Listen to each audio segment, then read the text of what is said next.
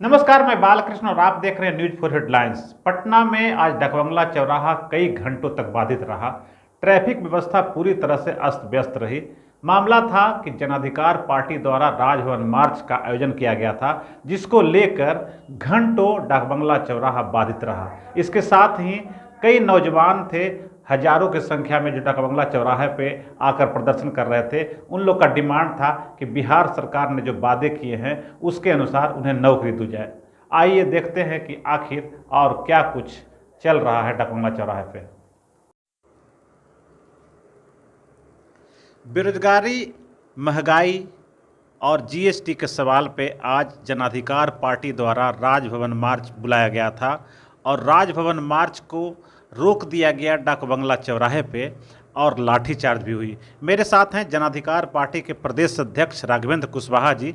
हम सीधे उनसे सवाल करेंगे, आज आप लोगों ने जो राजभवन मार्च बुलाया था, किस वजह से आप लोगों ने बुलाया था?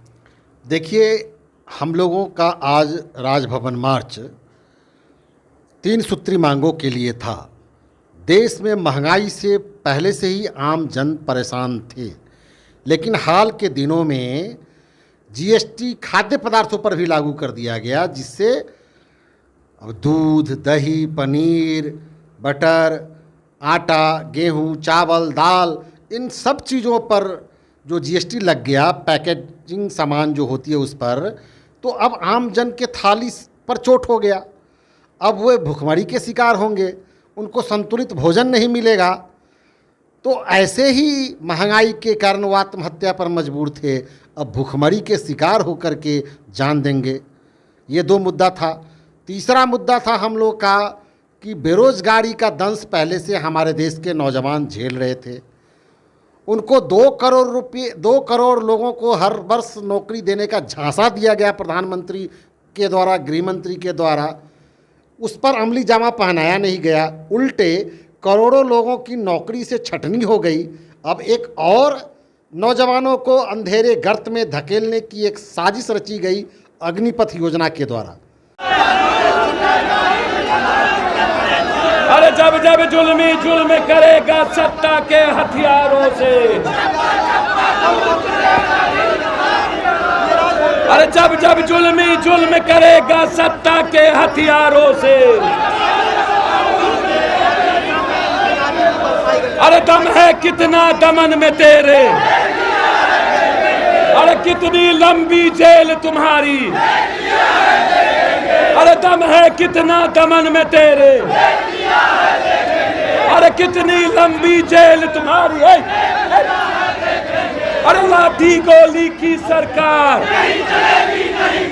अरे लाठी गोली की सरकार। और इनको कोई मतलब ही नहीं है हिंदू मुसलमान, जाति धर्म, सत्ता बदलने से, ईडी से, सीबीआई से। जब देखो सीबीआई, जब देखो ईडी।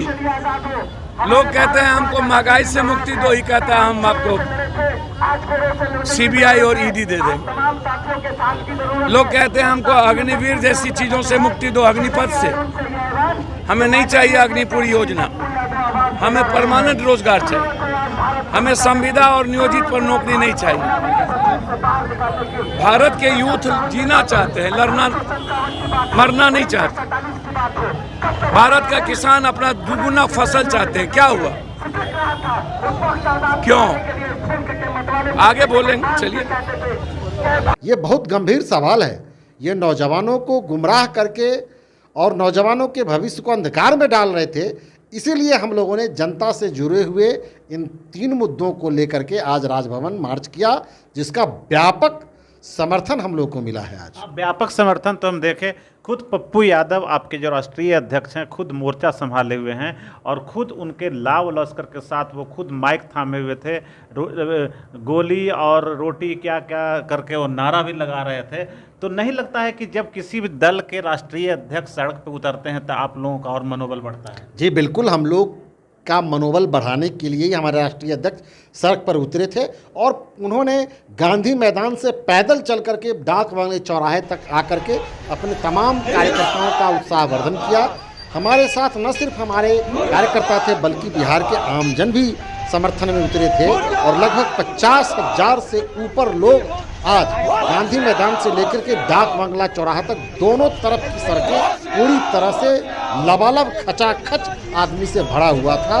और हम इस तरह का जो जन समर्थन मिला है, हमारे कार्यकर्ताओं का जो प्यार मिला है, हम अपनी पार्टी की ओर से सभी साथियों को और आम जन जिन्होंने इस कार्यक्रम को भव्य बनाने में, ऐतिहासिक बनाने में हमारा सहयोग किया है, उनको तहे दिल से हम शुक्रिया अदा करते हैं। उनके प्रति हमारी पार्टी पूरी तरह से कृतज्ञता का भाव अर्पित करती है। अच्छा, एक बात और हम कहेंगे कि आपके ठीक बगल में कुछ नौजवान छात्र भी थे, उन लोगों का भी कुछ डिमांड था कि वो रोज़गार चाहिए, और वो लोग बोल रहे थे कि तेजस्वी यादव बैठे थे तो हम लोग को उम्मीद जगा था कि रोज़गार मिलेगा, लेकिन अभी ऐसा कुछ हो नहीं रहा। उनके मंत्री जो हैं कुछ सपोर्टिंग मतलब वो बाइट नहीं दे रहे हैं, वो स्टेटमेंट दे रहे हैं।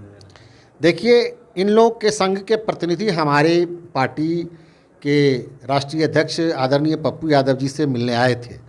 हम लोगों ने कहा कि हम 22 तारीख को बेरोजगारी के सवाल को लेकर के, अग्निपथ योजना को लेकर के हम लोग राजभवन मार्च कर रहे हैं, महंगाई को लेकर के, तो आप भी उस रोज आइए और आपकी मांगों को भी हम लोग समर्थन करेंगे।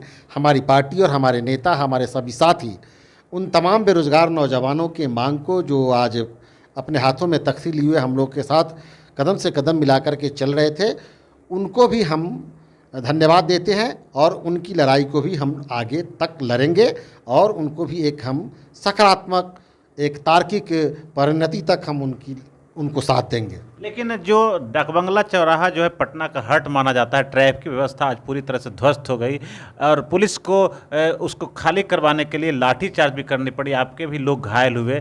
क्या कहेंगे, किस तरह की प्रतिक्रिया आपकी है? लाठीचार्ज वैसा कुछ खास नहीं हुआ। अभी हमारे कुछ साथी पुलिस के रोकने के बावजूद भी आगे बढ़ना चाह रहे थे। हम लोगों ने चाहा था कि हम लोग अनुशासित तरीके से जहां पुलिस रोक देगी हम लोग वहीं रुक जाएंगे, लेकिन कुछ जोशीले साथी आगे बढ़ना चाहे तो हल्का सा बल प्रयोग हुआ। हमारे सभी अनुशासित साथी फिर रुक गए और हम लोगों ने प्रशासन से रिक्वेस्ट किया कि हमारी जो ज्ञापन है उसको राजभवन तक पहुंचाया जाए। हमारे 11 सदस्यीय शिष्टमंडल को महामहिम से मिलवाने की कोशिश की जाए।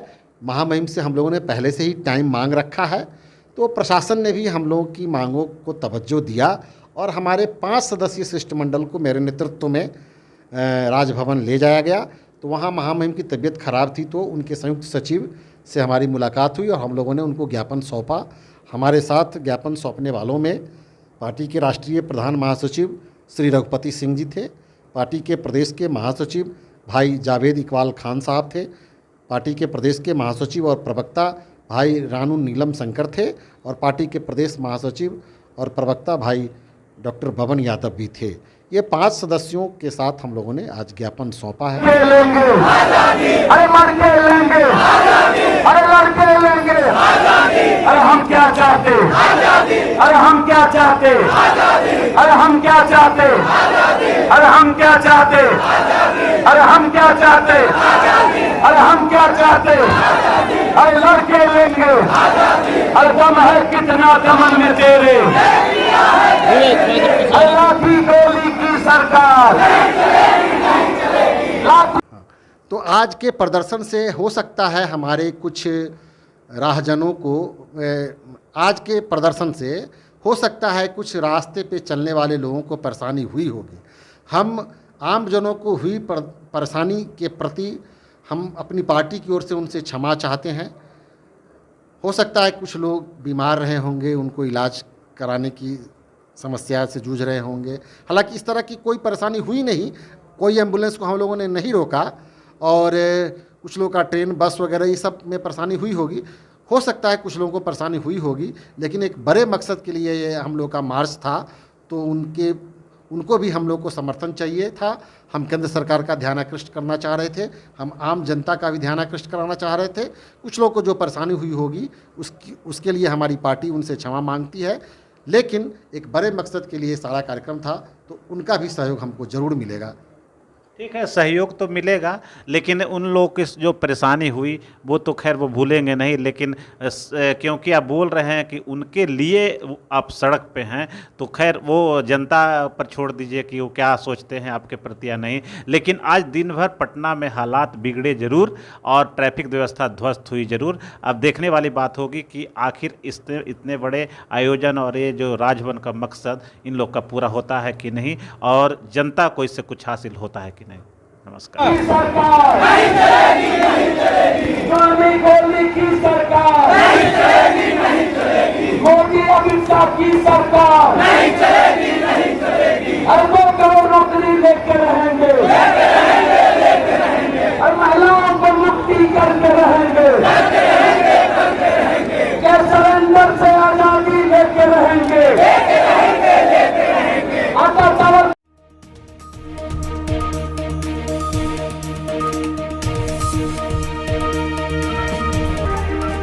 अगर आपको ये खबर अच्छी लगी तो चैनल को सब्सक्राइब करना नहीं भूलें और बेल आइकन जरूर दबाएं।